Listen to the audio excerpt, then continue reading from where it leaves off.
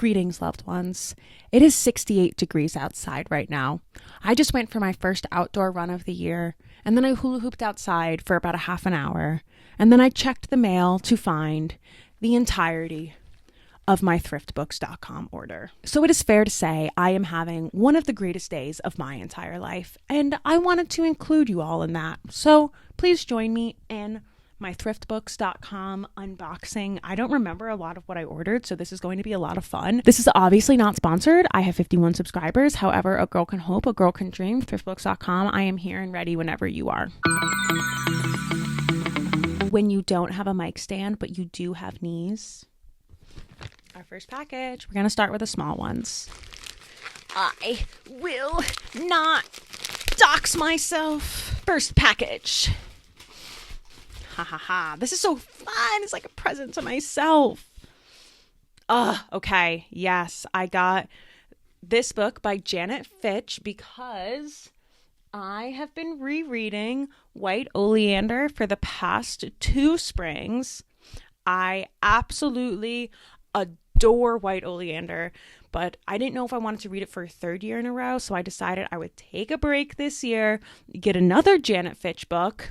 I have no idea what this book is about. I think I do want to go into this book blind because I went into White Oleander pretty blind. It was a book that my best friend's close friend had recommended to her. It was her favorite book of all time.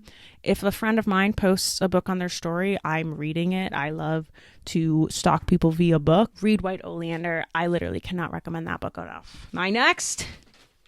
Nice. Raptor Red. I got this book because I love dinosaurs and I read Jurassic Park and I really liked it and I wanted another dinosaur book. Package number 2. First up.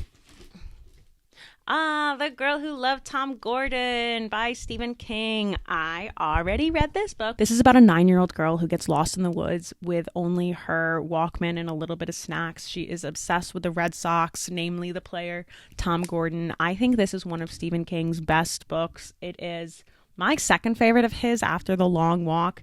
It's not the horror monsters, ghouls, and goblins that I think people normally think of with Stephen King. It is a very human story. Stephen King writes children very, very well, and I absolutely love that book. I read the audiobook, so I wanted to get a print copy. Next! Oh, I know what this one is. Oh, what the fuck? Okay. Thriftbooks.com, I'll forgive you for this. I got Princess Diana's book by Andrew Morton. Okay, I'm going to try to overcome this. Perhaps I shall ask a talented friend of mine to paint a beautiful cover for me. I have read this book as well. This is Diana Spencer's story as written by Andrew Morton. She worked closely with him on this, so it is I think the most honest Diana story there is out there. I wanted to add it to my Diana shrine. I will recover from the lack of sleeve. Eventually. Now we got the big one. Okay. Where to even start? Oh my God. Okay. I got White Teeth by Zadie Smith. I have had this book on my shelf for a little bit and I have been so meaning to read it. But from what I've heard, this is where you start with Zadie Smith, that she has a kind of amazing but unconventional writing style. I really wanted to do Zadie Smith right, so I had to start with White Teeth. I'm so fucking excited. This will probably be the first book that I read out of my haul. I'm so excited for that book. My God. Of course, I have... This is a lot bigger than I thought it was going to be. Haruki Murakami, Wait. This book is not called 1984, is it? 1Q84 is a tremendous feat of imagination from one of our most revered contemporary writers. I do agree. I have only read Windmill Pinball. I absolutely loved it.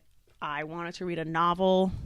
And the novel I shall read. What's next? Okay, another one that who hasn't read The Secret History by Donna Tartt. I was going to reread The Secret History, and I will reread it probably very soon. I think I want wanted something else first. I was going to get Goldfinch, but I kind of wanted to be a little crazy. So I got something I had never heard of before. Honestly, I loved the cover. I love the secret history. I am very, very excited for this one. This is so much fun. Oh, yeah. Margaret Atwood. Again, I have absolutely no idea what this book is about. The Blind Assassin opens with these simple, resonant words. 10 days after the war ended, my sister Laura drove a car off a bridge. I'm in. Margaret Atwood. Need I say more? Just the title, The Blind Assassin, the cover. How could you not buy this book? Oh, yes. Okay. So, backstory for this one. As my Nana is getting older, she can no longer read on her own. I love to read out loud, I'm learning. So I told her, I will read a book out loud to you, Nana.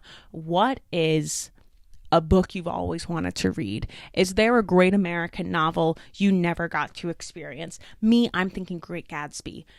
To Kill a Mockingbird. Nana said Moby Dick. Not as big as I thought it was going to be. I don't know anything about this book other than whale. I'm excited. Nana's excited. That's going to be a fun one. Okay.